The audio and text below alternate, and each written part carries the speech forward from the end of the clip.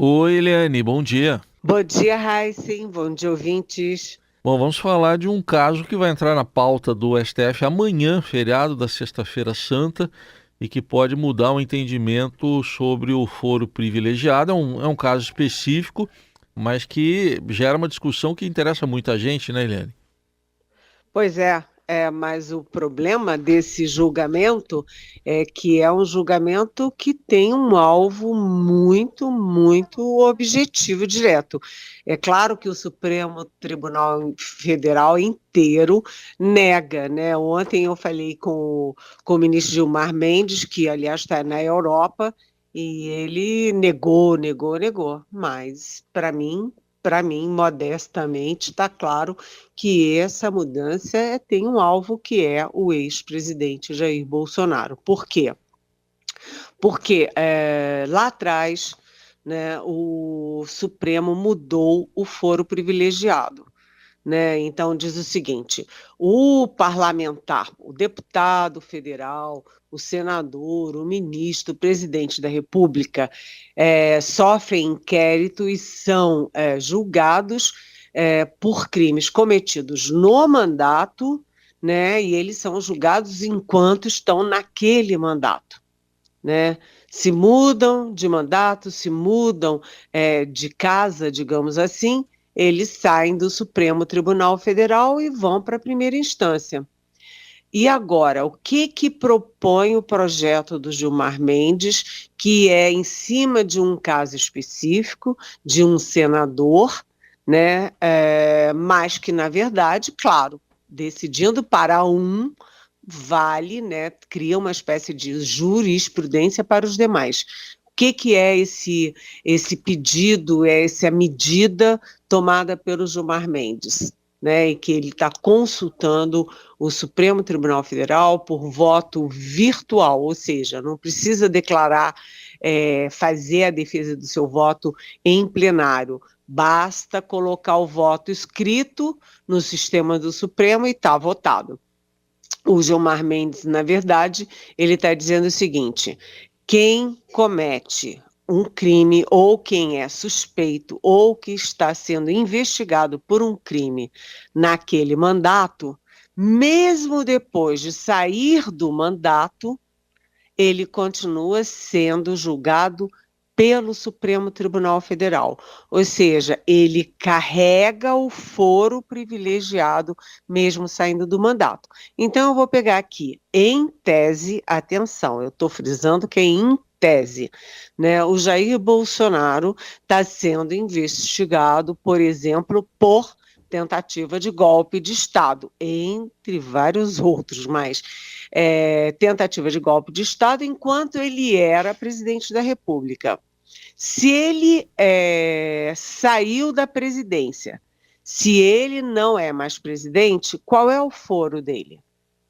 Então, os advogados do Bolsonaro podem questionar o foro Supremo Tribunal Federal e pressionar para que o caso Bolsonaro caia para outra instância. Então, o que esse pedido do Gilmar Mendes está embutindo? Que o está garantindo que o caso do Jair Bolsonaro, mesmo fora do mandato de presidente, porque ele foi derrotado nas eleições de 2022, que o caso dele seja julgado dentro do Supremo, portanto, com foro privilegiado.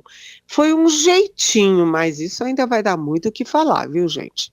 Certamente, a gente vai acompanhar então, os votos vão ser colocados, pelo que eu vi, né, Eliane? Pode acabar antes até, mas essa votação vai ficar aberta até 8 de abril. O caso é do senador Zequinha Marinho, né? Mas como você disse, é, a mira tá, tá apontada para outro lado aqui. Vamos ver o que vai acontecer. Eliane, vamos falar um pouco mais sobre o presidente da França, desdobrar um pouco essa presença dele aqui no Brasil. Ontem aqui em São Paulo ele esteve num evento com empresários da Fiesp, encontrou o vice-presidente Geraldo Alckmin e falou que o acordo Mercosul e União Europeia é péssimo. Exatamente, ele praticamente quis botar uma pá de cal no acordo Mercosul-União Europeia, um acordo que vem sendo negociado há em torno de 20 anos. né? Está em 20 anos na mesa de negociação sem solução. Quando a gente pensa que vai sair, tem um recuo, tem uma nota da França, depois tem uma nota do Brasil, enfim.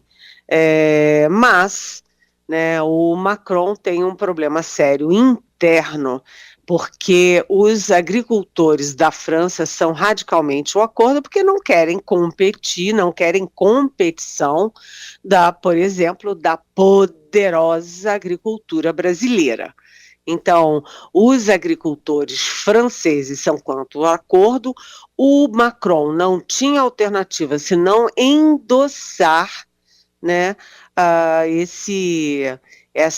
essa pressão da base eleitoral dele. Mas as minhas fontes aqui no Brasil, do Itamaraty, do governo, me alertam para uma declaração do presidente Lula no dia 6 de março agora, ou seja, dias antes da chegada do Macron. Quando perguntaram ao Lula, vem cá, mas o Macron é contra o acordo? Aí o Lula respondeu, aspas, a minha tranquilidade é que o acordo e a União Europeia não dependem da França, né, para fechar o acordo. Aí ele ainda concluiu, olha, pode ser que eles sejam contra. Ué, paciência, né? E aí, a explicação que o Itamaraty me dá é o seguinte, é que a Comissão Europeia vai trocar de comando, né, vai ter eleição na Comissão Europeia agora em junho. Né? Em junho, aí sim é que a Comissão Europeia vai decidir sobre o acordo. São 27 países. E não é como no Conselho de Segurança, de Segurança da ONU, em que basta uma das potências, uma das 5 principais potências, vetar uma resolução e a resolução não passa. Né? Lá na Comissão Europeia, a França pode tentar vetar o acordo, mas é por maioria simples, ou seja, dos 27, você precisa de 14 votos ou para aprovar ou para derrubar o acordo. E aí, o que a minha fonte diz? As minhas fontes dizem o seguinte, bem, pode até que o acordo morra, mas a França precisa coletar 13 votos contrários. E aí as minhas fontes também lembram, a Alemanha, por exemplo, é a favor do acordo. Então, a Alemanha é a favor do acordo, a França é contra, e a bola agora está no gramado da Europa. Eles é que têm que bater bola, e eles é que têm que, cada um dos lados tem que buscar 14 votos para um lado ou para o outro, Heisen. Muito bem, bem explicado aqui como é que é essa votação. Então, vamos aproveitar para falar desse último dia, Eliane, da viagem de Macron ao Brasil, porque ele já esteve com o presidente Lula em compromissos públicos no Pará, no Rio de Janeiro. Ontem foi o lançamento lá do submarino Toneleiro, uma parceria dos dois países. À noite, eu estava vendo que ele deu um rolê mesmo por São Paulo, né? Porque ele foi para restaurante, deu um rolê por São Paulo à noite aqui, o Emmanuel Macron. E hoje se encontra com Lula de novo, né, Eliane, aí no Palácio do Planalto. Qual a expectativa? Pois é, você sabe que o Macron, inclusive, nessa viagem ao norte brasileiro, o encontro dele com Lula, com lideranças indígenas, né? O Macron, inclusive, botou uma medalha no nosso grande cacique Raoni, que é muito prestigiado na França, e aí tem memes na internet falando do namoro aí, do noivado do Macron com o Lula. Mas nessa coisa toda, teve aí uma gafe do Lula que chamou o Macron de Nicolas Sarkozy, que era o presidente da França nos primeiros mandatos dele. Mas, apesar desses pequenos fiascos, o Macron, ele está muito à vontade aqui no Brasil e, como você disse, ele ontem fez até caminhada no centro de São Paulo, né? Saiu andando no meio de São Paulo, teve jantar, foi a restaurante, ele estava muito à vontade. E hoje é o grande dia, né? A visita formal, que eles chamam visita de Estado. E aí vão ser assinados os acordos, estão aí previstos acordos muito importantes entre Brasil e França. E aí a gente lembra, olha, acordo Mercosul, União Europeia, sim, divide os dois, mas os interesses França-Brasil unem os dois. E aí eu lembro que ontem, inclusive, o Lula, o Macron estavam no Rio de Janeiro para aí a inauguração, o anúncio, a entrega de mais um navio do ProSub. O que é o ProSub? É o Programa de Submarinos da Marinha Brasileira, que é um acordo Brasil-França. É um dos grandes acordos na área de defesa entre Brasil e França. Portanto, França e Brasil têm um acordo estratégico e não é por causa do acordo Mercosul-União Europeia que isso vai se romper. Ao contrário, está sendo fortalecido. E o Macron veio mais 2 vezes ao Brasil. Ele, no mandato do Lula, ele vem para a COP 30, 28, né? A COP 29, sei lá. Ele vem para a COP e esse ano ele volta aqui para a reunião de cúpula do G20. Ou seja, Brasil e França estão numa boa. Tudo bem, tudo acompanhado aqui pelo Estadão. A gente atualiza as informações no estadão.com.br também ao longo do dia. Seguimos com o Jornal Eldorado e análise política direto de Brasília com Eliane Cantanhede. Estamos na quinta-feira, véspera da Sexta-feira Santa, Sexta-feira da Paixão. Aí vai vir o coelhinho da Páscoa e depois no Congresso, o que vem depois de tudo isso, Eliane? Sabe de uma coisa? É aquela história, não é por falta de pauta, não, né? Sim. Porque a casa está com uma pauta cheia, na Câmara e no Senado, nas duas. Mas o que acontece? Primeiro, começa hoje aí o feriadão de Páscoa, então todo mundo já viaja.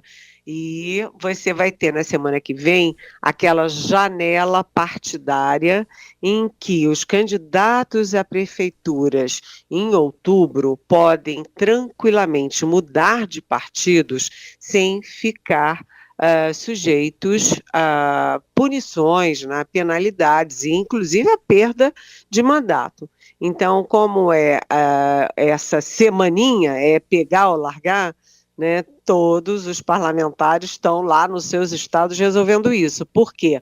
Porque quem quer concorrer e quer mudar tem os seus interesses, precisa correr atrás. E quem é do estado e é adversário dele quer evitar que ele faça isso.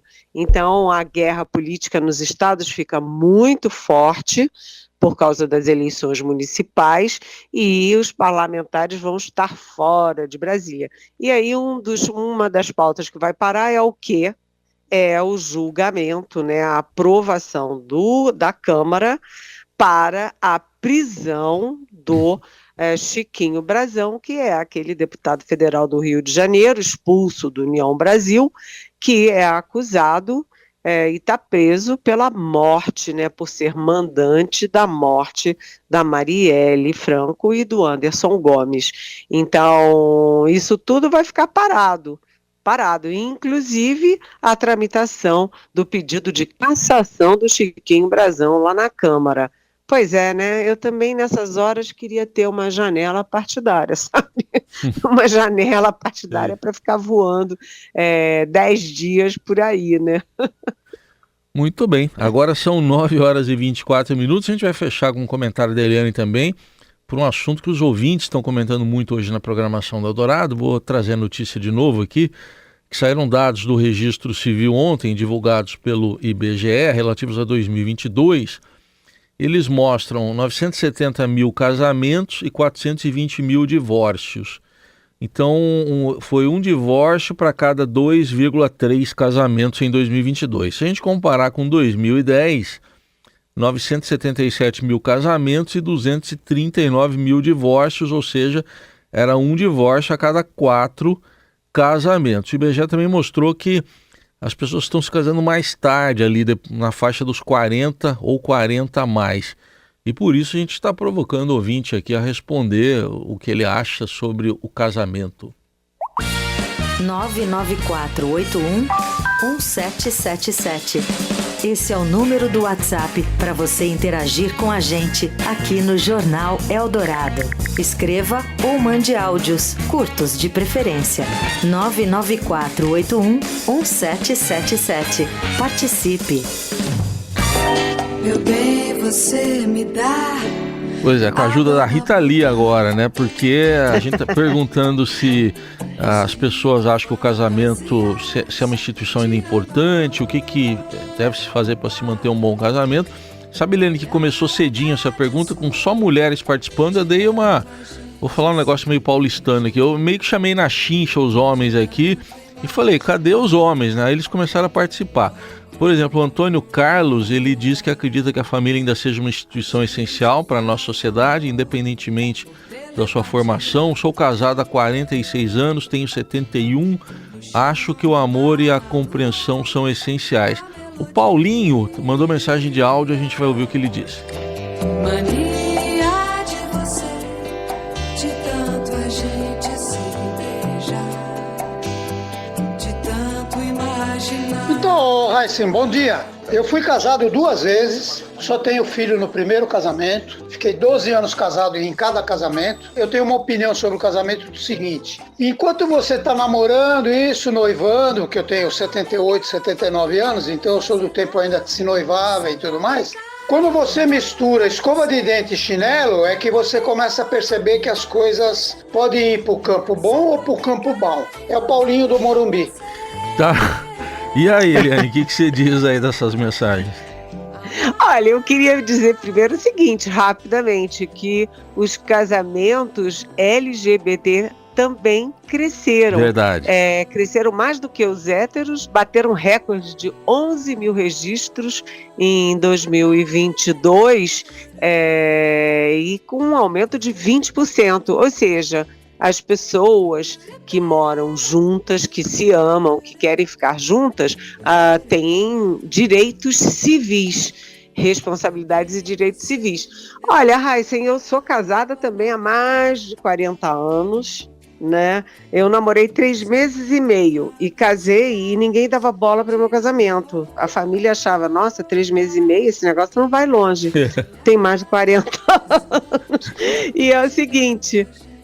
para concluir bem rapidinho, toda amiga minha e todo amigo meu que casa, eu mando a mesma mensagem, que casamento é como a democracia, cheio de defeitos, mas ainda não inventaram nada melhor. Melhor definição, hein, Eliane? Melhor definição impossível, hein? Casamento e democracia. Vamos casar com a democracia também. Eu só pensava, vou pôr a mensagem do ouvinte Cláudia aqui pra gente fechar o Jornal Eldorado. Bom dia, Raíssen, bom dia a todo mundo. Eu tô casada há 25 anos com o Roger. Queria lembrar o que disse uma vez a Lauren Bacall sobre o longevo casamento dela com o Humphrey Bogart, quando perguntada se ela já tinha pensado em divórcio. Ela disse, divórcio? Nunca. Assassinato? Várias vezes.